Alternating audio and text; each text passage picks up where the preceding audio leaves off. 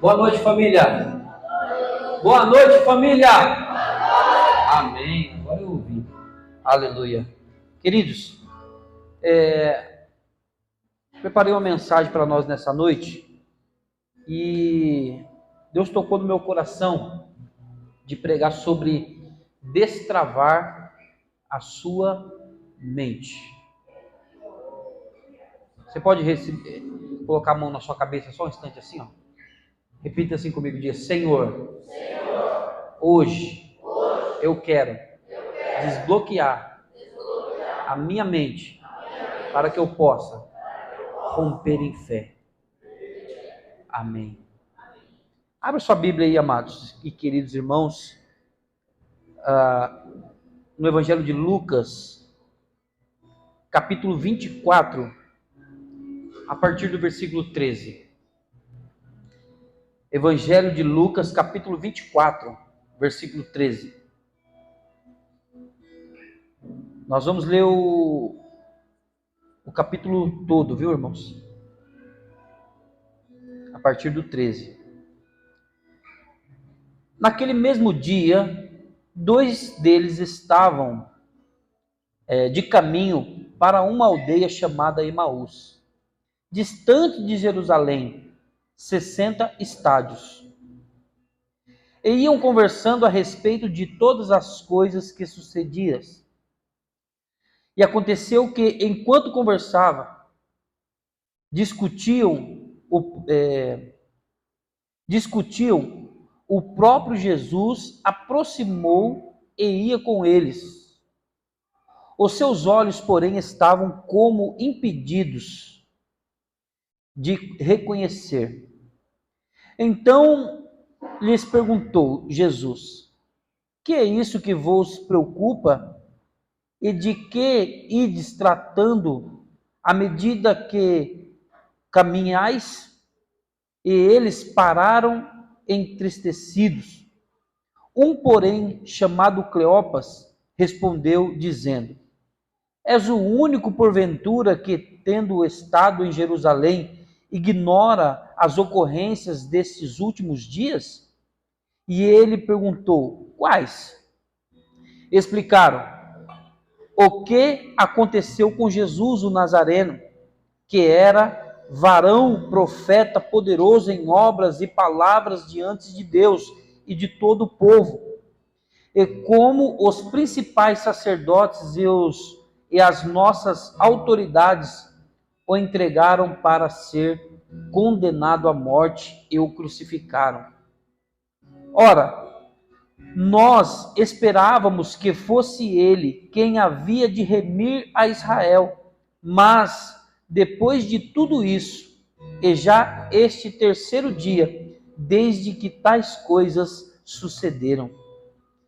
É verdade também que algumas mulheres das que conosco estavam nos surpreenderam tendo ido de madrugada no túmulo e não achando o corpo de Jesus, voltaram dizendo terem tido uma visão de um anjo, os quais afirmaram que ele vive.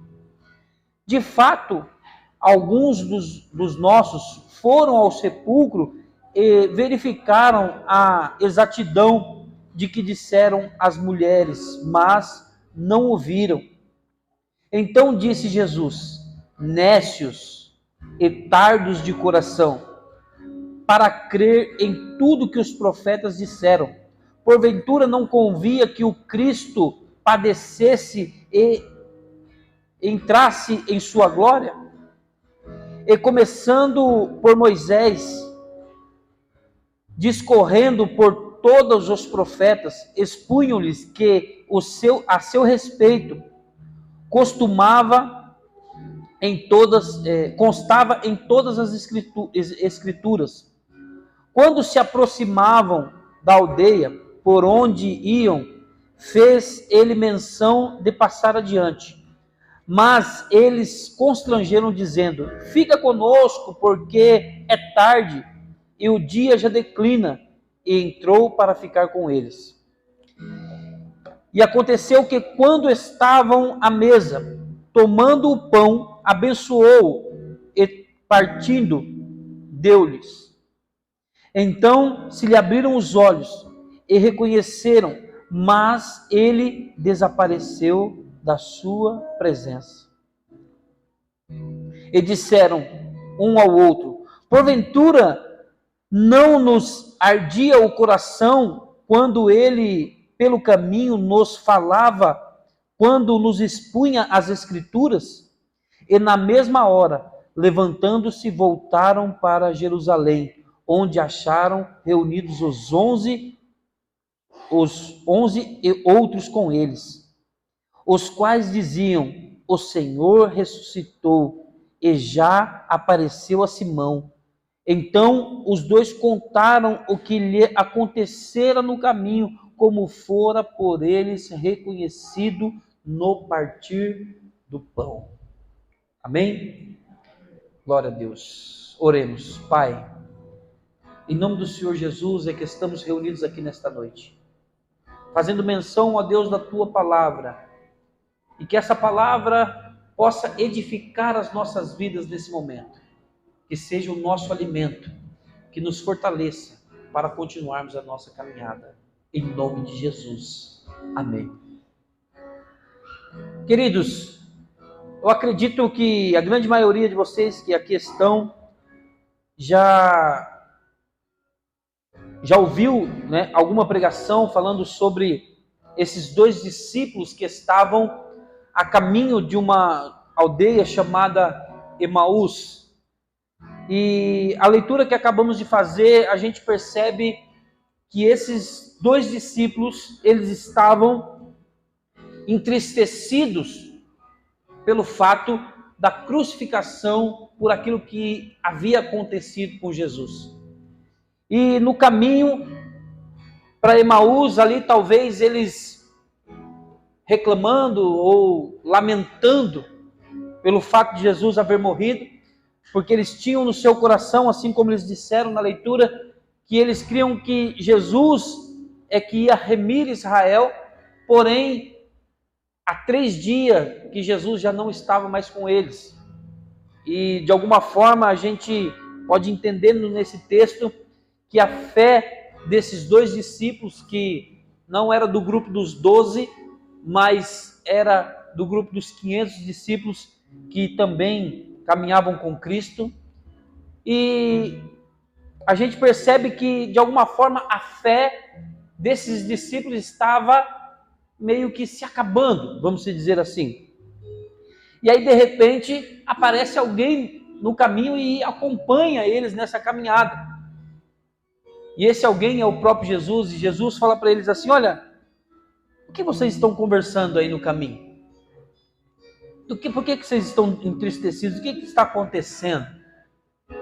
E eles começam a declarar tudo o que tinha acontecido. E fala para Jesus assim: será que você é o único que estava em Jerusalém e não está sabendo que está? Você está desatualizado, vocês não estão sabendo o que está acontecendo, né? Só você que não sabe dos fatos que Jesus foi crucificado. E eu acho interessante que eles afirmam que Jesus ele era um profeta. Eles afirmam que Jesus era um homem de obras, eles afirmam que Jesus era instruído e pregava bem a palavra, mas em nenhum momento eles afirmam que Jesus era o Filho de Deus.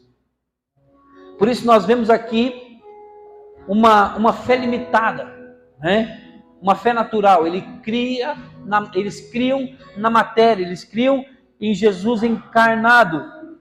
E o interessante de tudo isso é que Jesus fala para eles assim, olha só: então Jesus lhe disse no versículo 25, projeta aí, Felipe, versículo 25, ele diz assim: ó nécios e tardos de coração para crer para crer tudo que os profetas disseram. Olha o que Jesus disse para esses discípulos. Nécios, o que é a palavra nécio? Loucos, né? Ó, e aí ele fala assim, e tardos de coração. O que é tardo de coração? É a mesma coisa que o professor, vocês são lerdos. Jesus literalmente chamou esses discípulos de lerdos. Ele falou, seus loucos, seus lerdos. Se fosse eu ia falar dessa forma. Jesus falou mais bonitinho, né? Nécios e tardos de coração para crer. Ele falou assim, vocês estão loucos, né? E vocês são lerdos. Diga assim, lerdo. Diga assim, muitas vezes eu sou lerdo. Nós já tiramos uma lição aqui. Queridos, Deus tem uma palavra, nós estamos aqui vivendo, né, a quarta profética, né? Nós sempre estamos aqui e colocamos o título dessa quarta-feira como a quarta profética. E deixa eu dizer uma coisa para você. Você pode vir em 1000 quartas proféticas. Se você não tiver ações proféticas, não adianta nada você estar numa quarta profética. O que você está querendo dizer com isso, pastor? Eu estou dizendo que muitas vezes nós liberamos palavras em cima desse altar. Muitas vezes nós impomos as mãos sobre as pessoas, nós profetizamos. Muitas vezes nós falamos da parte de Deus para algumas pessoas e falamos assim, olha, Deus mandou te dizer algo. Mas muitas das vezes as pessoas até recebem a palavra naquele momento, mas são tardos para crer, são lerdos para crer. Às vezes a pessoa sai daqui, nossa, eu recebi uma palavra, mas quando sai da porta para fora, a dúvida entra e a pessoa já fala assim, não faz sentido. Eu acho que isso não é para mim. Quem está entendendo, diga amém. Então, queridos, o problema não está no profeta, nem quem liberou a profecia, mas o problema está como você recebeu a profecia na tua vida e o que você vai fazer daí para frente. Quem está entendendo, diga amém. Daí para frente, o que você vai fazer com a palavra que foi liberada sobre a sua vida? O que você vai fazer com a profecia que foi liberada sobre a tua vida? Com a palavra de bênção que foi determinada sobre a tua vida? Tem duas coisas que você pode fazer. Ou você pega ela e transforma ela em realidade na sua vida, em uma verdade. Ou você deixa ela morrer. Quem entende, diga amém. Eu quero recordar aqui, há alguns anos atrás, eu não lembro quantos anos, mas a Sabrina vai lembrar, eu fiz um culto profético. E nós estávamos ali, eu preguei uma palavra sobre... uma palavra de motivação, para que as pessoas se despertassem para um novo tempo em suas vidas. E eu falei sobre sonhos, eu falei quantas pessoas enterraram seus sonhos, quantas pessoas tinham desejo de fazer uma faculdade e interromperam, quantas pessoas tinham desejo disso, desse, daquilo, e eu fiz um apelo, eu falei assim, olha, quem aqui sonha em fazer uma faculdade? Eu quero que você venha aqui, eu vou profetizar e você vai fazer. Algumas pessoas foram lá, né? Só 2 pessoas dessas que eu profetizei fizeram a faculdade. Uma é a Sabrina, está ali, já terminou, já se formou, né? E a Selma, a irmã Selma não veio, está o David ali. A irmã Selma, ela está prestes a concluir o curso dela na faculdade. Já 4 anos de curso, né? A Sabrina já formou e a Selma, ela teve que trancar no meio do caminho um período, mas retomou, já está até atuando na área que ela nem está formada ainda, né? Mas tomou posse da palavra e tornou aquilo na vida dela uma verdade. Falou assim, eu vou. Foi lá. E você sabe o que é fé? Aqui, ela não foi tardia, ela não foi tarde, ela creu na hora. A Sabrina creu na mesma hora. Aquilo que Jesus falou para eles, vocês são loucos e tardos de coração para crer. Sabe, queridos? Tem gente que já tem uma palavra sobre a sua vida. Tem pessoas aqui que a palavra de Deus já foi liberada, mas está com o coração tardio. Está com dificuldade de crer. Às vezes sai do culto até emocionado. Deus falou comigo. Mas aí, mas será? A dúvida entra. Queridos, você sabe o que é fé? Fé é você crer no impossível. Eu conheci a história da Sabrina e da Selma. Das duas que tomaram posse dessa palavra. E eu tenho certeza, assim como a Sabrina e a Selma entraram, se inscreveram, prestaram o vestibular, sem saber se ia dar conta de pagar essa faculdade ou de concluir. Mas foram. Foram ou não foram? Assim, eu não sei se vou concluir. Mas deram o primeiro passo, deram um passo de fé. Deram um passo de fé. E é isso que a palavra tem que provocar em nós. Fé. Fazer com que a gente dê um passo, mesmo que a gente não tenha certeza se a gente vai concluir aquilo que a gente começou. Mas o importante é começar. Quem entende isso, diga amém. Então não seja tardo em crer. Jesus falou, seus loucos, né? Vocês são tardo em crer. Aí, queridos, a gente percebe que Jesus começa a expor as escrituras para os discípulos. E começa ali a falar, vocês são tardos. Não está escrito lá?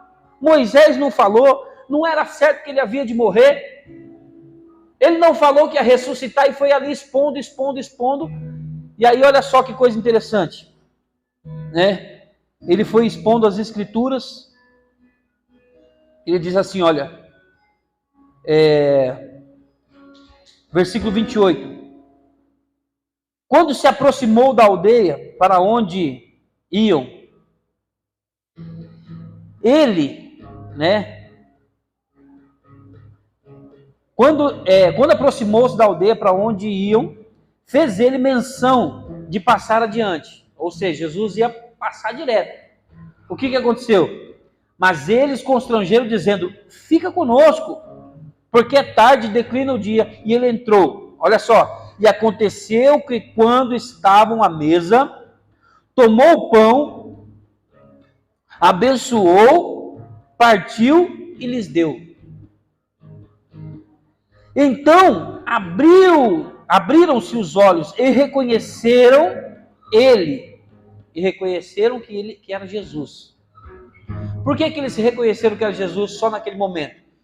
Jesus, quando a gente sei, o que a gente fala aqui? Jesus pegou o pão e tendo dado graças, o partiu, né? E aí ele deu. Então já era um costume de Jesus, era a prática de Jesus, era esse. Então eles reconheceram Jesus no partir do pão. E olha só que coisa interessante. E disseram, olha só, depois que eles reconheceram, olha o que eles disseram. E disseram um ao outro, porventura não nos ardia o coração quando pelo caminho nos falava e quando nos expunha as escrituras? Olha só, eles não tinham reconhecido Jesus durante o caminho.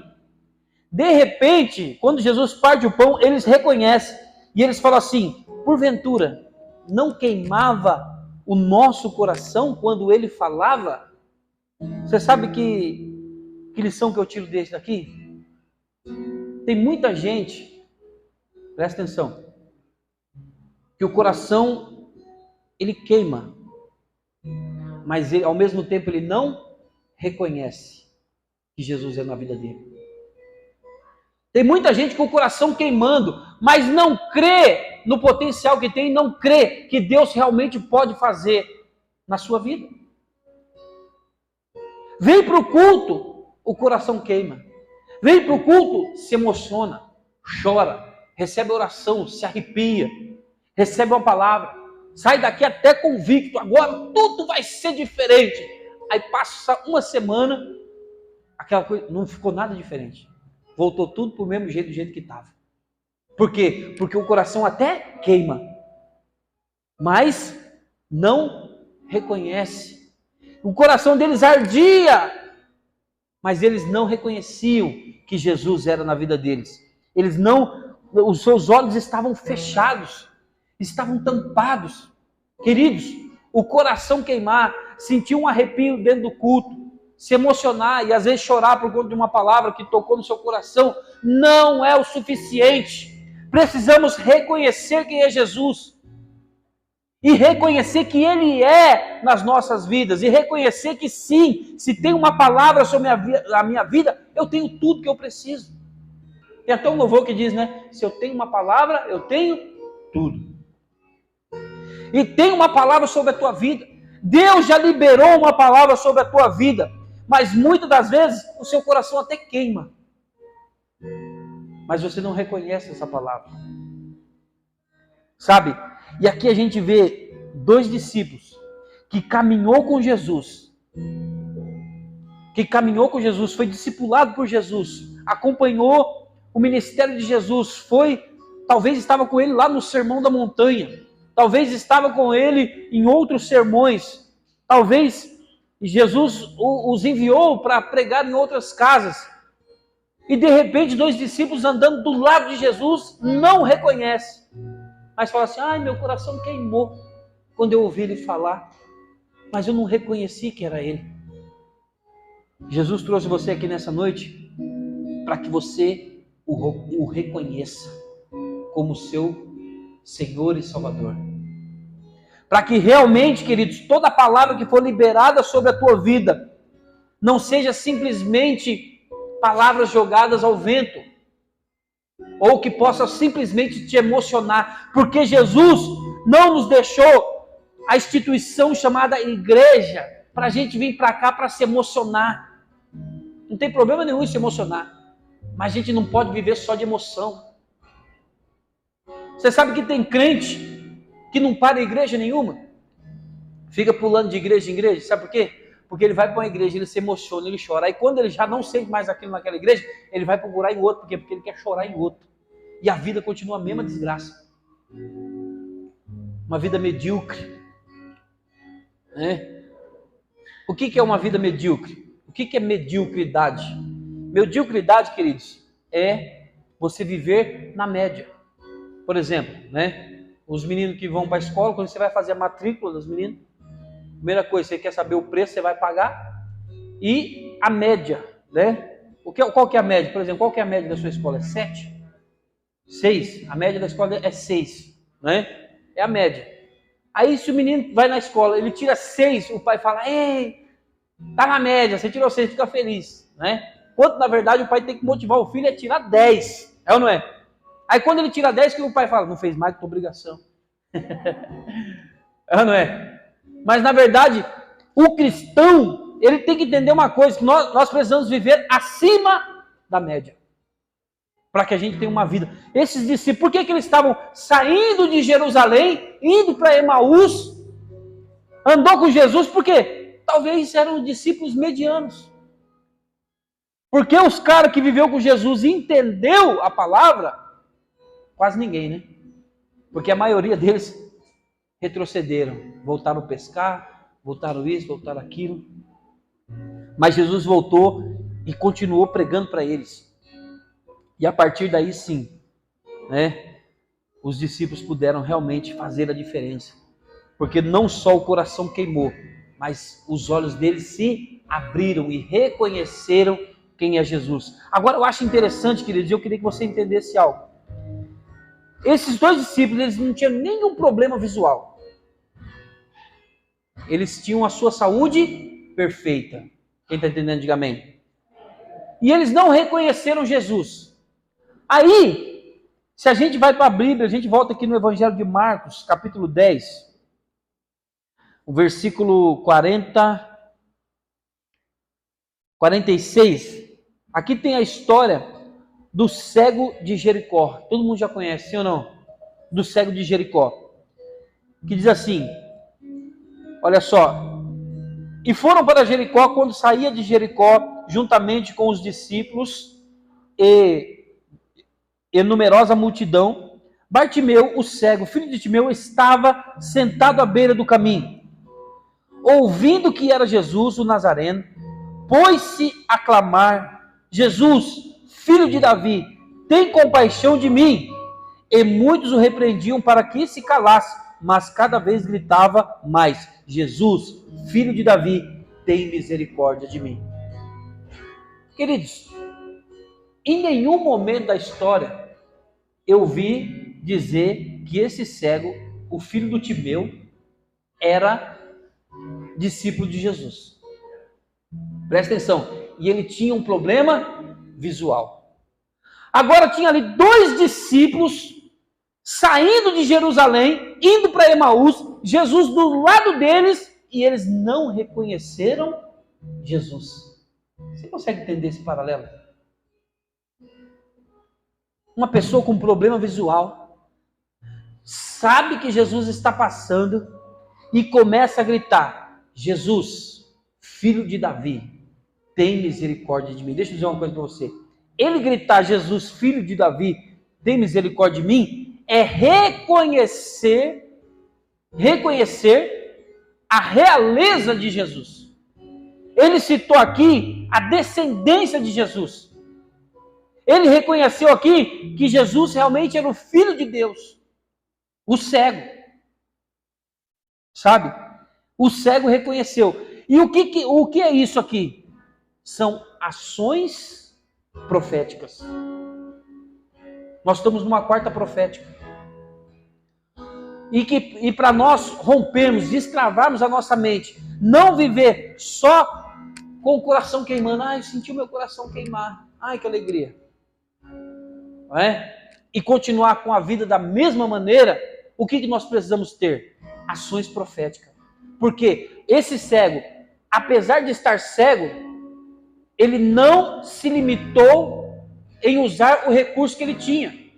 Em vez de ele ficar reclamando por aquilo que ele não tinha, ele glorificou a Deus e usou aquilo que ele tinha. Ele não tinha a visão, então ele usou a sua voz.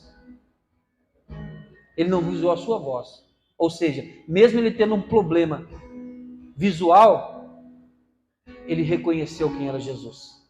E dois camaradas que tinham a visão perfeita, não reconheceram Jesus imediatamente. E às vezes, queridos, a gente vive assim. Nós temos olhos bons para ver. Nós temos pernas para andar. Braço. Somos perfeitos, vamos dizer assim. Mas estamos deficientes espiritualmente. Com a nossa mentalidade bloqueada, travada. E não conseguimos viver o melhor de Deus. Porque não o reconhecemos em lugar algum. Agora esse cego aqui, aonde que ele estava? À beira do caminho. E ele estava onde? Em Jericó. Para você entender, havia duas Jericó, né? Tinha a nova Jericó, né, que foi construída, e tinha a Jericó velha, que foi a cidade que foi destruída por Josué. A velha Jericó ficavam os marginalizados. Então eu imagino Jesus, né, entrando na velha Jericó ou saindo da velha Jericó, né? Se a gente vê um evangelho diz que ele estava saindo, outro diz que ele estava entrando, ou seja, ou ele estava entrando em um e saindo para outra Jericó, né?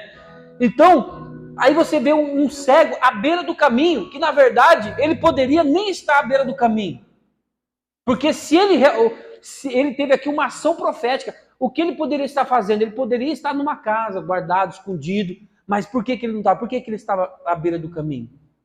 Tem um provérbio que diz assim: quem não é visto não é lembrado. E por que ele estava ali? Porque ele queria ser visto. Por quem? Por Jesus. Às vezes a gente tem a opção de ficar em casa. Como muitas pessoas poderiam estar aqui nessa noite, mas optou por ficar em casa. Né? Mas quando eu entendo a palavra de Deus, e eu entendo que eu tenho que sair da mediocridade, que eu preciso ter ações proféticas, não simplesmente vir para uma quarta profética esperando, né, receber um toque de uma varinha mágica para minha vida transformar. Eu venho com ação de quem realmente vai ter uma vida profética. Onde eu vou ter atitudes que realmente vão mudar o destino da minha vida.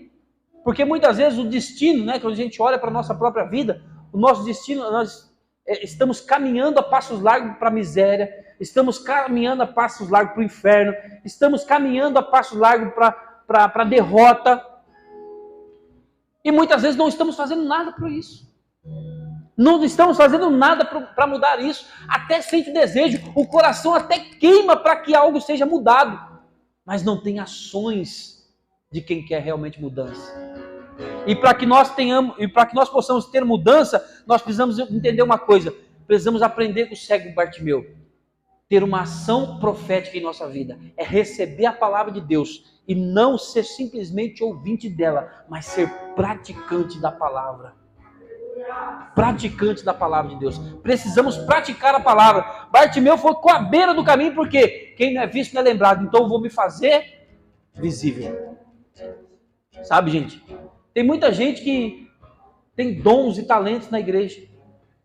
Mas aí o que acontece? Fica sentado no banco, lamentando, ninguém me vê, ninguém me quer. Se ponha, né? Fala, pastor, estou aqui à disposição, eu sei fazer isso, queria tanto pro louvor, não, pastor, eu sei tocar.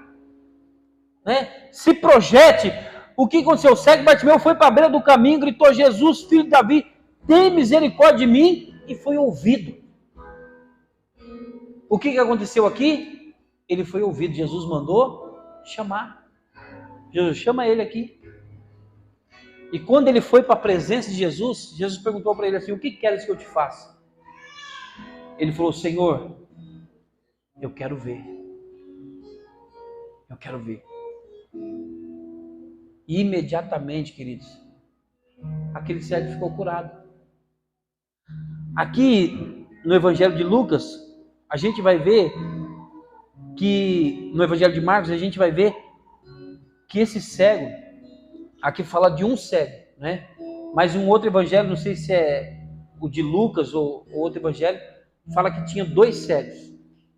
Quem está entendendo, diga amém. E diz que os 2 cegos foram curados. Mas quem que clamou pela cura? Foi o tal do Bartimeu. Né? Bartimeu clamou pela cura. E o outro foi curado. Agora, fala para o irmão que está do seu lado assim, fala para ele assim, olha, quando eu clamo, diga forte, irmão, quando eu clamo, até você é abençoado. Sabe? Queridos, quando alguém decide ter uma vida profética, ter ações proféticas na sua vida, não só a vida dele é transformada, mas de todos aqueles que estão à sua volta. As pessoas que estão próximas a você serão transformadas pelo poder de Deus na sua vida. Mas para que isso seja uma verdade na sua vida, não adianta, queridos, a gente ficar de culto em culto, né? De culto em culto, vindo aqui e vivendo igual uma galinha de Angola. Sempre estou fraco. Não, é você vir para cá, receber uma palavra sobre a sua vida e colocar em ação na tua vida. E dizer, sim, eu posso. Você vem aqui para clamar, Jesus, filho de Davi, tem misericórdia de mim. Ele já ouviu o teu clamor. Ele já perguntou, o que queres que eu te faça? Agora você sai daqui, toma posse dessa palavra e vai viver o melhor de Deus na sua vida, irmão. Vai viver o melhor de Deus na sua vida. Chega de ficar se lamentando. Reconheça Jesus no seu caminho. Reconheça Ele, não simplesmente, querido, de sentir queimar no teu coração, mas de você fazer com que Ele faça parte da sua vida. Que o milagre dele seja algo real, uma verdade na sua vida. Você precisa entender uma coisa. O milagre de Deus na nossa vida não é unilateral. Já aconteceu de Jesus fazer milagres na vida de algumas pessoas, sem depender, por conta da sua soberania, sem depender que a pessoa faça algo. Mas, se você ler a palavra de Deus, você vai perceber que a maioria dos milagres que as pessoas viveram na palavra, na Bíblia, foram milagres que as pessoas provocaram na sua vida, buscando ao Senhor, buscando a presença dEle. Milagres que foram conquistados, presta atenção, através de clamor, através de ações de fé, através de humilhação. De humilhação. Quem lembra da viúva de Naim?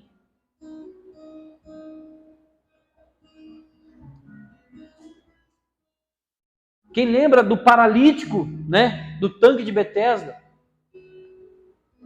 E a gente começa a ver quantos milagres Jesus realizou, quantas vezes as pessoas correndo atrás de Jesus e clamando,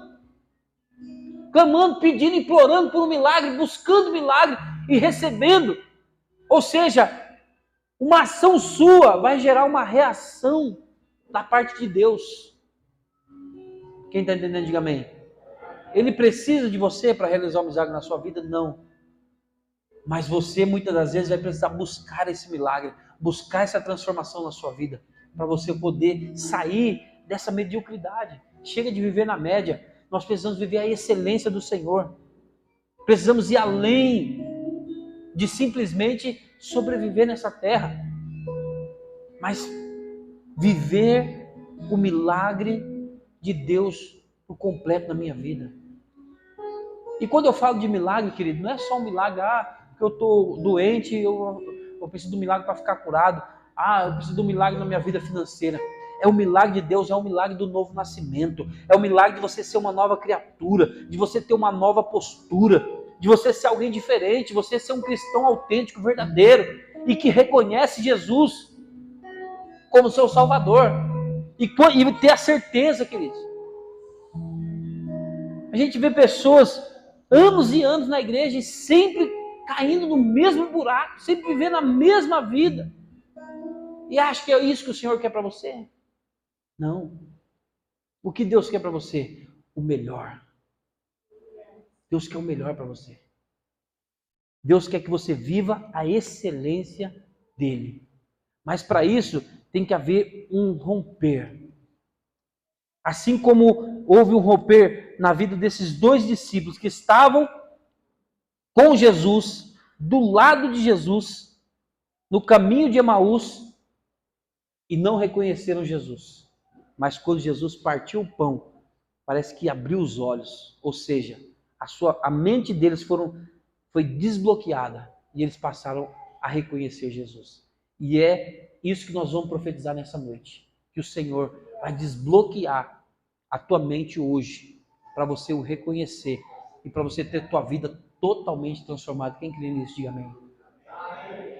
Então, se você crê mesmo, se coloque de pé em nome de Jesus.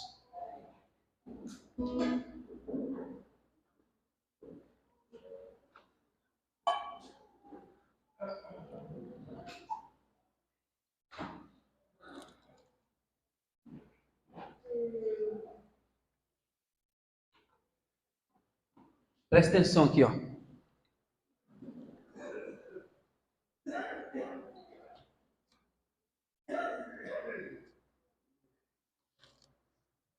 Eu